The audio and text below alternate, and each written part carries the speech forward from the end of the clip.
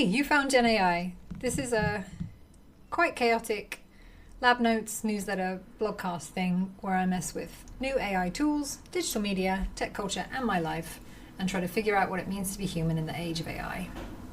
We're powered today by coffee and vibe coding, which is telling AI what to think, seeing what it makes, then tweaking the results. I'm Jenny Munro, a generative artificial intelligence, or Gen AI, hence the pun, fangirl since 2010, and newly back at Google after maternity leave. Series 2 is a vibe mode season, with hack challenges to co-create not just code, but AI human movies, makeovers, agents, science, life choices, and even TED Talks. You can try it out for yourself, or just enjoy the hack fails, irrelevant references, and bad play detours while we soak in the post-human content. It's Gen AI Challenge 11 Showcase. We tell AI to build a project showcase website. We had a hackathon at work.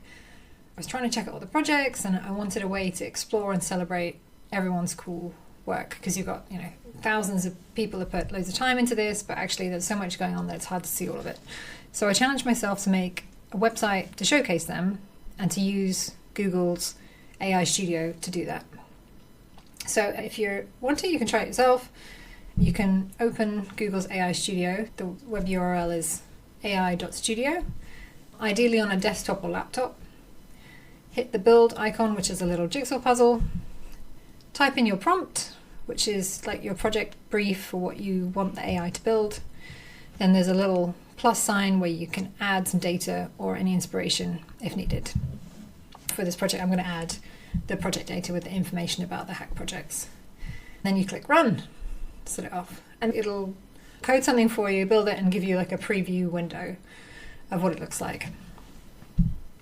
A pro tip is to first go to the chat mode, so you can click on the little chat message icon and ask AI Studio, which uses the Gemini models underneath, and ask it for help writing the prompt. So AI Studio in build mode you can ask it to build any app or website and just see what you get. I asked AI Studio for a crazy suggestion, and it said, how about building an existential crisis coach? Could be useful. So you could just type in, build me a life coach, or you can go to chat mode and brainstorm back and forth to come up with a slightly more detailed description that's got like the visual elements that you like, and any of the other features that you're particularly interested in. And it can also give you tips on anything around the coding that you might need to do, like preparing the data or how to actually deploy it to a live website. Cool, so my actual prompt is in the blog in detail, but basically I asked it to help me brainstorm how to make a vibe-coded website from a single prompt that showcases projects from a hackathon. And I said I'd attach the data. I said it should have a retro computer terminal aesthetic and feel like friendly bots hacked it together. So it worked, kinda. You can check it out at genai.studio. That's genai.studio. It's a real live website, working website demo. And as that's publicly available on the interwebs, I used Gen AI hack project data for that one. But if you are a Google employee, you can access the Google Hackathon Showcase at go/ghacked. And there's a bonus for that one, which is I used Gemini inside Google Sheets to auto-generate a line of kind of hype commentary feedback for each comment, just for some fun. So, how did it go? Well, I was surprised how fast you could get something working and how fully featured it was, but I find it to be very hit or miss, probably user error. It's also extremely easy to mess up once the edits start. If you're a newbie, just save copies often, or ideally use some kind of version control like GitHub, which is free. I thought it would be cool to use retro computer aesthetics, old style terminals, and AI Studio added a few extra ideas about glitching, which is like, oh yeah, that sounds really cool. Yeah, make it kind of look glitchy like a, but of course that's not great for readability, and if you're watching the video screen share, you can see that it's very cleverly created a glitch in the name GenAI, so it will sporadically misspell the name. So yeah, if you ask it to glitch, it will glitch. So yeah, don't do that. Although I did laugh so hard when it was doing it, and it I'd given it the super complicated instruction about all this stuff to build. It had built it itself in one go, which is amazing. But it had misspelled Gen from GenAI. And I'm thinking, how can you misspell a 3-letter word, which I've already given you? And the answer is because I told it to make it glitchy. Don't do that. Just don't do that. Okay. Anyway. So yeah, vibe coding. Check it out.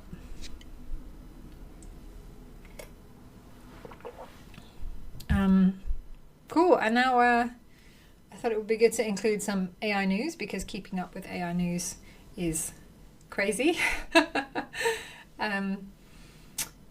Yeah, so what's been buzzing lately in AI and tech culture? I might get the AI voice clone to read this, because newsreader voice is probably the best use case of an AI voice clone. So yeah, I might get her to do that. Or I might just do it pretending to be a voice clone. Let me read it out. Okay, rights and wrongs.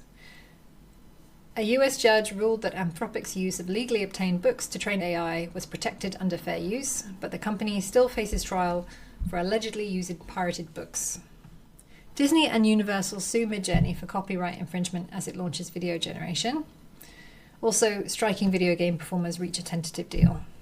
Computer says no. OpenAI models reportedly resisted shutdown in safety testing. See also, Anthropic's Claude Opus 4 has resorted to blackmail. Deep Science leap. Microsoft's AI breakthrough in electron density functional theory, or DFT, could supercharge materials discovery. And there's a cool YouTube vid there for the science nerds. Plus a picture of electrons being dense. AI superhumans. Meta offers 9-figure salaries for superintelligence hires and managed to poach 8 OpenAI ChatGPT researchers as of 1st of July. Meanwhile, Amazon warns of job reductions due to AI. And yes, I am regretting not doing that AI PhD a little more each day. Soundtrack, short and sweet. Yes, I like my newsletters like I like my coffee, longer than necessary. This episode's music muse is Sabrina Carpenter's breakthrough album, Short and Sweet, which is not how anyone has ever described a GenAI post. Until now. No, yeah, still no. I tried. I tried so hard to make it short. Anyway, Sabrina Carpenter's signature hit is Espresso. And there's a Spotify embed in there if you want to hear it. All right, game over. So yes, in true GenAI style, we made a hack project about hack projects, and we also got some mixed vibes about whether we should be hating on or hyping the future, or both, from the recent AI adjacent news. And we did it all while listening to a soundtrack from an artist whose upcoming album's go-to-market strategy is to hit 2 opposing demographics hard by role-playing as a sexually submissive puppy while singing a song about incompetent man-children. Yes, you heard that right. Sabrina Carpenter, folks. So yeah, thanks for vibing with me in the bots. If you do try your own hack, I'd love to see it. If you're just here for the lame jokes, welcome home. GenAI is produced by Jenny Monroe using caffeine, insomnia, and publicly released tools, including Gemini and ChatGPT for edits and brainstorming. Not endorsed by Google. These are my views. Don't blame Google. Subscribe if you want to get future blogcast experiments in your inbox, which is totally free, there's no cost. I'd love it if you shared your thoughts or your own AI experiments, or send it to a friend who also needs more sleep and fewer ideas. Or actually don't, because that's maybe not the best idea. Anyway, thanks for listening.